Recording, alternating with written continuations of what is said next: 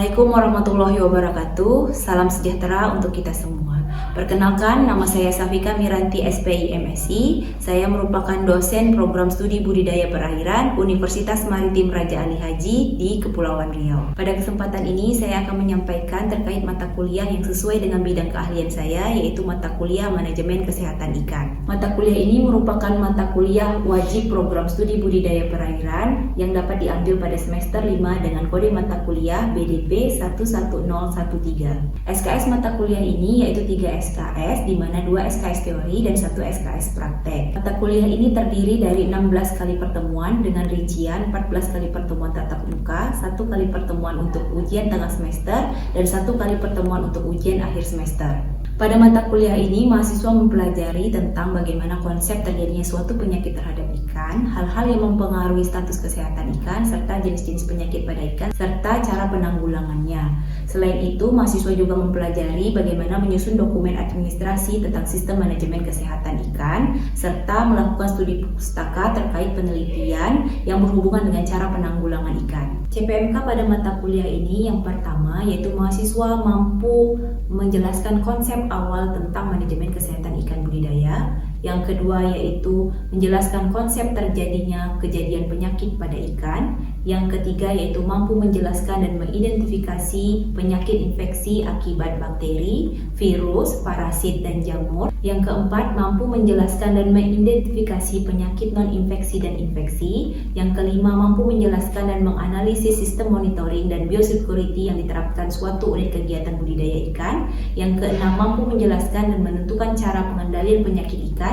Dan yang ketujuh, mampu membuat dokumen administrasi tentang manajemen kesehatan ikan pada unit kegiatan budidaya ikan. Materi pembelajaran mata kuliah ini yaitu konsep terjadinya suatu penyakit pada ikan, hal-hal yang mempengaruhi status kesehatan ikan, jenis-jenis penyakit ikan, cara penanggulangan penyakit ikan, serta menyusun dokumen administrasi sistem manajemen kesehatan ikan yang baik. Metode pembelajaran. Metode pembelajaran MK ini secara luring yaitu menggunakan metode SCL seperti diskusi studi kasus dan PJBL, serta metode tatap muka dengan metode ceramah dan brainstorming. Secara daring, mata kuliah ini dapat dilakukan melalui aplikasi Google Classroom dan Zoom Meeting.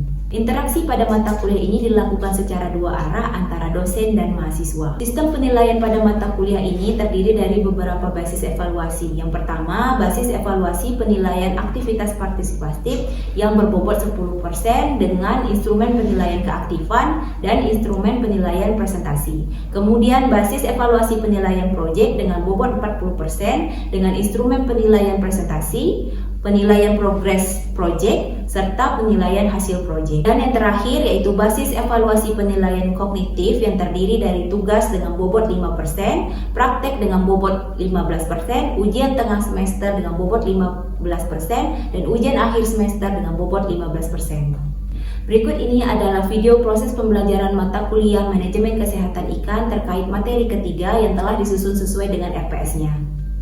Bismillahirrahmanirrahim. Assalamualaikum warahmatullahi wabarakatuh. Waalaikumsalam warahmatullahi wabarakatuh. Selamat pagi semuanya. Pagi, Bu. Alhamdulillah, puji Tuhan, hari ini kita masih diberi kesempatan untuk melanjutkan materi pada mata kuliah Manajemen Kesehatan Ikan. Jadi pada hari ini saya akan melanjutkan materi terkait konsep terjadinya penyakit pada ikan budidaya. Oke, baik.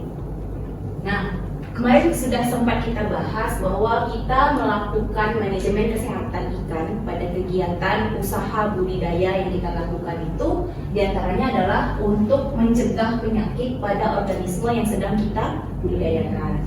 Kemudian ketika kita melakukan manajemen kesehatan ikan itu untuk mengurangi insiden terjadinya penyakit infeksi. Kemudian selanjutnya mengurangi tingkat keganasan penyakit jika itu terjadi pada usaha budidaya yang teman-teman lakukan. Selanjutnya, manajemen kesehatan ini juga bisa mempengaruhi produksi aquacultur supaya kalau nanti terjadi kematian itu tidak sampai menyebabkan kerugian yang terlalu besar. Oke. Nah, hal-hal yang mempengaruhi kesehatan ikan budidaya itu sangat banyak ya teman-teman. Jadi tidak hanya dalam satu aspek. Kesehatan ikan itu ditentukan oleh banyak faktor. Di antaranya misalnya host. Nah, host di sini misalnya jenis ikan, umur ikan, strain dari ikan yang sedang kita budidayakan. Kemudian bagaimana status dari fisiologikalnya sendiri. Jadi nanti apakah status imun dari si ikannya itu baik atau tidak. Kemudian sifat dari patogennya. Jadi ada beberapa patogen yang mungkin menyebabkan penyakit nih pada ikan tertentu, tetapi belum tentu menjadi penyakit pada ikan yang lain. Nah, saya mau bertanya dong, patogen itu apa sih? Ada yang tahu? Ya, silakan. Mikroorganisme yang menyebabkan penyakit. Ya, mantap, bagus Indah. Ada yang tahu lagi nggak jenis-jenis patogen itu apa aja? Ya, silakan. Bakteri, virus, jamur, dan parasit. Ya, benar sekali, Rina, mantap. Oke, nah tadi selanjutnya faktor yang lain ya yang mempengaruhi status kesehatan ikan. Di antaranya adalah nutrisi. Nah, nutrisi ini cukup berpengaruh ya teman-teman terhadap status kesehatan ikan. Jadi bagaimana teman-teman harus memperhatikan kualitas dan kuantitas. Selain itu bagaimana kita mengatur nih jadwal untuk pemberian pakan pada ikan yang sedang kita budidayakan. Kemudian lingkungan. Nah, lingkungan ini juga sangat berpengaruh terhadap kesehatan ikan. Jadi bagaimana teman-teman dapat mengelola parameter kualitas air yang harusnya bisa sesuai nih untuk ikan yang sedang kita pelihara. Kemudian husbandry ini adalah bagaimana kita sebagai operator atau orang yang melakukan kegiatan budidaya itu melakukan teknis pada saat kita melakukan pemeliharaan. Jadi harus kita perhatikan bagaimana cara kita mengangkat ikan, memindahkan ikan. Nah, itu juga penting kita perhatikan. Jadi banyak aspek ya yang mempengaruhi dari status kesehatan ikan. Kita lanjutkan. Nah, apa sih hal-hal yang dapat kita lakukan untuk mencegah ikan sakit? Di antaranya, nah, lebih baik kita menghindari ikan terekspos terhadap penyakit tadi. Tadi Rina sudah menyebutkan ada beberapa patogen ya, jadi mikroorganisme yang menyebabkan ikan sakit. Jadi diantaranya apa? Masih ingat ya? Rina menyebutkan ada virus, bakteri, jamur, parasit. Ya. Nah, patogen ini dia sifatnya normally free living. Jadi dia tuh sebenarnya bebas aja gitu ada di perairan gitu ya. Nah, tapi nanti patogen ini memiliki sifat ada yang fakultatif, ada yang opportunistik. Nah, tapi begini teman-teman, patogen itu dapat hidup bersama ikan tanpa menimbulkan penyakit. Tapi kalau imunitas atau sistem kekebalan tubuh ikannya menurun, nah di situ dia akan menyebabkan penyakit pada si ikan tersebut, gitu ya. Jadi patogen ada dan dia hidup bersama ikan itu sebagai inangnya, gitu ya. Tapi kalau misalnya ikannya mengalami penurunan kesehatan, dia baru terserang terjadi kasus penyakit itu, ya. Nah, apa sih yang membuat status kekebalan tubuh ikan itu menurun? Di antaranya bisa akibat stresor lingkungan atau pada mulanya terjadi luka dulu. Nah, kalau sudah luka itu bisa memicu yang namanya infeksi sekunder. Kan tadi patogen hidup bersama inang. Nah, inang ini kan si ikannya, gitu ya. Ketika terjadi luka yang tadinya misalnya hanya berada di kulit, tapi kemudian misalnya di kulit itu terjadi luka yang terbuka, nah disitulah si patogen atau si misalnya bakteri, parasit itu bisa menyerang si ikan tadi, gitu ya. Oke. Nah, perlu juga kita memperhatikan portal of entry dari suatu penyakit. Jadi penyakit itu mau masuk ke ikan, dia itu butuh namanya kendaraan, gitu ya. Jadi misalnya dari air, nah itu udah pasti karena si ikan dan si airnya itu hidup bersama di air kan, gitu ya. Jadi dari air itu menjadi salah satu pintu masuknya penyakit untuk si ikannya. Kemudian dari makanan. Nah, makanan ini entah kalian penyimpanannya kurang baik gitu ya. Ada jamur, ada terkontaminasi barang-barang yang lain. Nah, itu juga bisa menjadi jalan masuk penyakit untuk ke ikannya. Kemudian kontaminasi peralatan. Nah, kita kan kalau melihara ikan nggak jauh-jauh tuh dari namanya serokan, kemudian mungkin ember atau timbangan untuk kegiatan sampling seperti itu ya. Nah, itu juga perlu dijaga supaya tidak menjadi jalan masuk penyakit pada si ikannya, ya. Kemudian, nah, posisi memilih telur atau larva saat pertama kali nih, benih, telur, larva atau apalah yang mau teman-teman pelihara hingga besar. Nah, itu juga harus melihat kualitas sehingga tidak menjadi jalan masuk menjadi kasus penyakit pada kegiatan budidaya teman-teman. Nah, kemudian melakukan segregasi ya menurut spesies, umur. Nah, jadi dalam kegiatan budidaya itu perlu juga melakukan pemisahan menurut spesies dan umur. Kalau umur mungkin terkait ini ya teman-teman, ukuran ya. Nah, jadi ukuran yang berbeda itu takutnya bisa menjadi penyebaran penyakit. Karena ada penyakit-penyakit tertentu pada ukuran kecil patogen itu menjadi penyakit gitu ya. Tapi kalau pada ikan-ikan yang besar patogen itu ya nggak memberi pengaruh apa-apa, ya. Nah, ini tadi yang sudah saya sebutkan bahwa patogen itu belum tentu patogen juga pada jenis ikan-ikan yang lain. Kemudian mungkin dia sama, tapi strainnya berbeda. Nah, itu juga tidak menyebabkan penyakit pada semua spesies gitu ya. Kemudian tidak patogenik pada semua stadia pada spesies yang terserang gitu. Jadi paham ya teman-teman, ketika dia menyebabkan penyakit di sini belum tentu menyebabkan penyakit pada tempat yang lain atau spesies yang lain ya. Nah, jadi kalau berbicara tentang patogen, ada yang non spesifik inang, ada yang spesifik inang.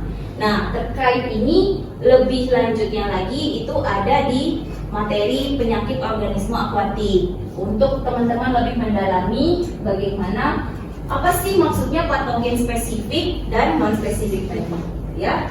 Baik, kita lanjutkan. Oke. Nah, ikan dari luar yang masuk ke wadah aquaculture itu juga bisa membawa patogen aktif atau karier. Jadi misalnya biasa nih di lokasi budidaya ya, teman-teman mungkin ada dapat ikan dari misalnya bubu gitu ya, bubu ketika menjaring, kemudian teman-teman bilang oh ini ukurannya seragam, bisa lah nih satu keramba dengan ikan yang sedang dipelihara. Nah, itu harus hati-hati karena bisa saja dia sudah carrier membawa penyakit yang dari alam gitu. Nah, kemudian ketika bertemu dengan ikan-ikan yang teman-teman sedang pelihara, nah itu bisa menjadi penyebaran penyakit. Nah, kemudian pencegahan untuk mengurangi terjadinya penyakit akibat perpindahan ikan. Jadi kita tahap awal mungkin bisa memilih benih, telur atau larva lah yang ingin dipelihara itu yang SPF. Nah, SPF ini berbeda ya teman-teman dengan yang SPF yang ada di skincare kita. Kira-kira ada yang tahu SPF itu apa kalau untuk di ikan, larva dan benih? Yang mau ya? Yang mana nih? Dina apa Anwar? Ya, silakan boleh Anwar. SPF itu spesifik patogen free. Ya, benar, betul ya. Kalau ya SPF skincare itu sun protection Saya lupa tuh kayak gitu lah. Pokoknya berbeda ya, jangan disamakan dengan SPF baby skincare ya. Oke. Nah, perlu juga kita mengecek histori nih, apakah telur, larva, benih yang kita beli itu dari lokasi-lokasi yang mungkin pernah terjadi wabah penyakit, atau mungkin indukannya seperti apa nih dulunya gitu ya, sehingga bisa berpengaruh terhadap telur, larva, benih yang dihasilkan dari si induknya tadi. Nah, itu perlu kita mengecek historinya.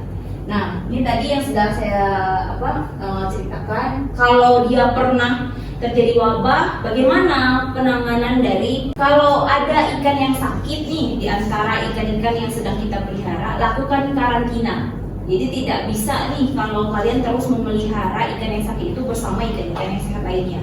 Jadi mesti kita pindahkan ke wadah yang lain, terus kita lakukan pengobatan sampai nanti kondisinya normal kembali atau sudah sembuh, baru dikembalikan ke wadah pemeliharaan semula. Seperti itu ya. Oke. Nah, biasanya untuk menghindari penyakit itu perlu dilakukan seleksi, pemisahan, perkawinan silang. Ini adalah salah satu cara atau penanganan dari aspek reproduksi. Jadi kalau kita bisa melakukan seleksi, pemisahan, perkawinan silang gitu ya dari ikan calon induk untuk mendapatkan benih, telur, larva tadi yang bagus, nah itu bisa juga kita lakukan ya. Ya, jadi ini tujuannya adalah untuk mendapatkan benih tadi yang memiliki pertumbuhan yang baik, kemudian fekunditas, jumlah telur ya, jumlah telurnya juga semakin meningkat. Nah ini juga penting menghasilkan benih-benih ikan yang FCR-nya itu bagus. Jadi dia kalau diberi makan itu cepat untuk naik ke bobot tubuhnya gitu ya. Jadi kan ada juga tuh ikan-ikan yang kalau diberi makan kok nggak gede-gede gitu ya. Nah kemudian kegiatan seleksi, pemisahan atau perkawinan silang sebenarnya ada juga nih keinginan untuk menghasilkan dia tuh resisten terhadap penyakit. Jadi si benihnya itu lebih kebal terhadap penyakit. Tapi ini istilahnya bonus lah kalau di kegiatan reproduksi gitu ya. Nah kemudian kalau induk-induknya kalau kelihatan lemah, kurang baik, itu sebaiknya tidak dilakukan pemijahan karena itu tadi seperti di awal yang sudah saya jelaskan, takutnya berdampak pada telur, larva, benih yang dihasilkan juga kurang berkualitas ya. Oke, kita lanjutkan. Nah, tadi di awal ya, nutrisi juga berpengaruh terhadap gimana nih kondisi kesehatan ikan. Dan nutrisi juga kali ini kita perlu perhatikan supaya gimana ikannya itu tidak mudah sakit. Karena kalau faktor nutrisi itu nanti mempengaruhi tingkat kelangsungan hidup, pertumbuhan dan reproduksi. Nah, tapi kalau di kegiatan aquaculture tradisional itu biasanya memang masih mengandalkan si pakan alami ya. Jadi kalau ada kolam gitu kan, yang ada air hijau-hijau gitu ya, karena kan kita lihat, nah itu biasanya masih mengandalkan pakan alami. Jadi sehingga faktor nutrisinya tuh kadang kurang terkontrol kalau untuk kegiatan aquaculture yang tradisional. Tapi kalau yang sudah advance gitu ya, seperti intensif gitu kan, pasti nutrisinya itu menggunakan pakan-pakan komersil, nah itu kan bisa lebih terjaga, terkontrol gitu ya, sesuai dengan kebutuhan. Nah ini tadi yang saya bilang, kalau yang kegiatan insentif gitu kan, aquaculture gitu ya, jadi dia sudah menggunakan pakan pabrikan, pakan komersil, di mana protein, karbohidrat, lemak, nah itu sudah terpenuhi gitu. Jadi memang dari pabriknya sudah tahu nih ini untuk ikan apa, dan kebutuhan nutrisi tersebut itu diatur sedemikian rupa sehingga memenuhi kebutuhan ikan yang sedang kita pelihara ya. Oke, lanjut. Nah, don't just cure, tapi kita harus prevent. Jadi maksudnya jangan fokus ke pengobatan, melakukan pencegahan itu lebih baik gitu ya. Makanya di manajemen kesehatan ikan ini adalah tindakan-tindakan kita menelusuri nih, kira-kira penyakit itu bisanya karena apa aja. Karena itu suatu tindakan untuk mencegah penyakit. Itu konsep utama dari kenapa kita melakukan manajemen kesehatan ikan gitu ya teman-teman. Jadi ya sedia payung sebelum ya. Oke. Perlu perhatian lagi, ada limiting factor, faktor-faktor pembatas ketika kita melakukan budidaya. Pertama, air ya, apalagi di open water ya teman-teman, kegiatan yang keramba jaring apung, itu kan di perairan terbuka ya, open water seperti itu. Bisa teman-teman kendalikan, jangan berarus, jangan surut, jangan bergelombang dan segala macam gitu kan, nggak bisa karena dia di perairan terbuka gitu ya. Jadi air itu menjadi faktor pembatas, faktor penentu keberhasilan dari kegiatan budidaya yang dilakukan. Kemudian pakan, kuantitas dan kualitas. Pakan ini mungkin uniknya karena kita nggak bisa nyicipin ya. Ini rasanya gimana? Ada yang takut nggak kalau saya suruh tes? Coba dong tes makan ikannya enak apa enggak? Mau nggak? Oh.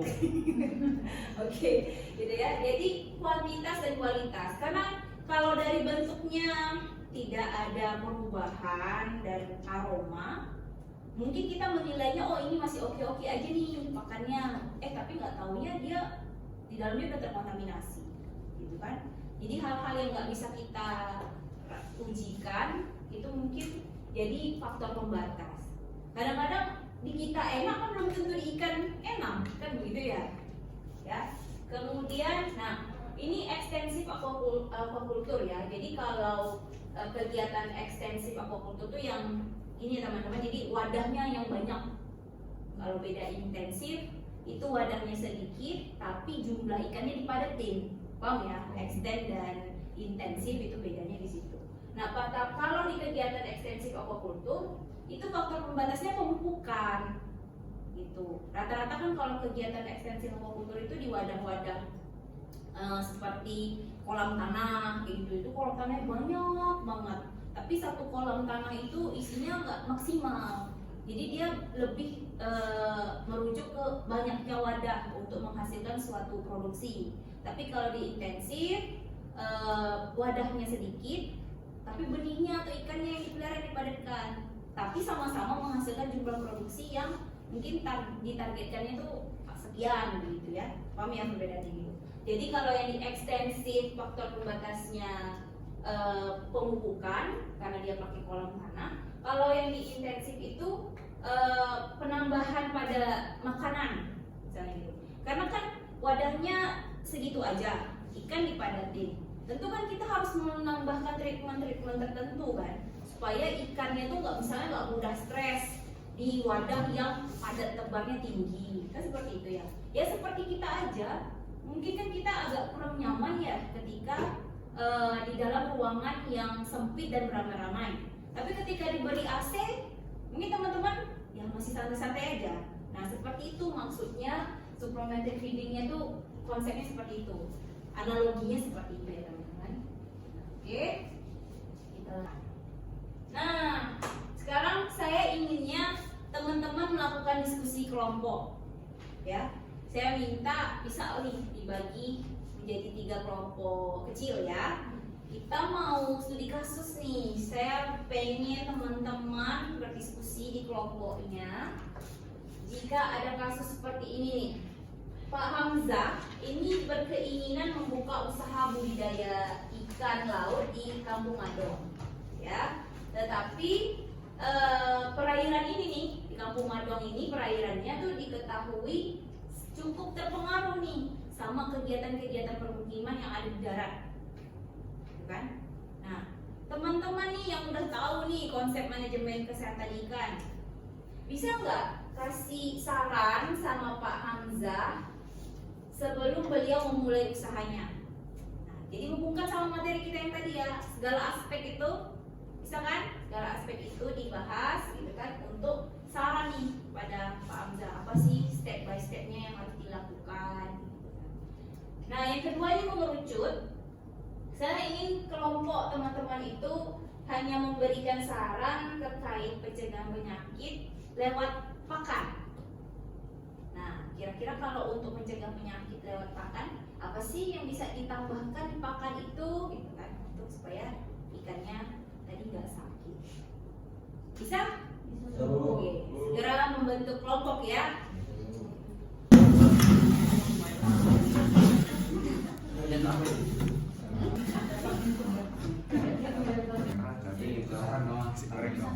Semuanya untuk pakan dari segi pakan, pemeliharaan pada saat Berarti ini aja. Ya, bagaimana? Sudah selesai diskusi di kelompoknya? Sudah. Oke, saya minta satu kelompok ya yang mewakili untuk presentasi hasil diskusi kelompoknya. Kelompok mana nih yang mau? Yang bersedia? Oke, boleh. Assalamualaikum warahmatullahi wabarakatuh. Waalaikumsalam warahmatullahi wabarakatuh. Kami dari kelompok 1 akan mempresentasikan hasil diskusi kami. Dimulai dari Kak Dina. Yang pertama, apa yang dapat Anda sarankan kepada Pak Hamzah sebelum beliau memulai usaha budidaya ikan. Mungkin yang pertama dapat memilih sumber benih yang tersertifikasi CBIB, yang kedua membersihkan wadah pemeliharaan, yang ketiga pemberian pakan yang mengandung tinggi protein, lemak dan karbohidrat, yang ketiga melakukan grading untuk menyesuaikan panjang dan bobot ikan untuk mencegah kanibal, yang keempat melakukan sampling, grading dan pengecekan kualitas air secara rutin, yang terakhir memperhatikan alat-alat yang digunakan saat budidaya. Selanjutnya itu untuk hasil pembahasan kami di nomor 2, yaitu apa yang dapat Anda sarankan kepada Pak Hamzah untuk penanganan penyakit melalui manajemen pemberian pakan. Nah, untuk manajemen pemberian pakan kami menyarankan penambahan probiotik, vitamin C dan vitamin E, lalu juga penambahan ekstraksi seperti ekstrak kunyit, jahe, serai, lalu juga ada daun sirih untuk meningkatkan kekebalan tubuh ikan. Oke. Baik, ada yang mau nambahin nggak? Kira-kira ada aspek yang masih kurang nggak dari pemaparan kelompok 1? Ada yang mau tambahin? Kira-kira apa? Tadi kan kita udah dengar tuh stepnya mereka, dimulai dari pemilihan benih. Sebenarnya kalau kita telah lagi sebelum benih ada apa sih? Oke, Diki. Mungkin sebelum pemilihan mungkin ada pengecekan lokasi. Lokasi yang dipilih untuk masa pemeliharaan atau budidaya itu harus sebaiknya memilih lokasi yang tidak memiliki akses pelayaran gitu. Kemudian yang tidak diperlukan memiliki infrastruktur seperti limbah, PT dan sebagainya gitu. Oke, baik. Nah, jadi Ziki melengkapi nih sebelum tadi pemilihan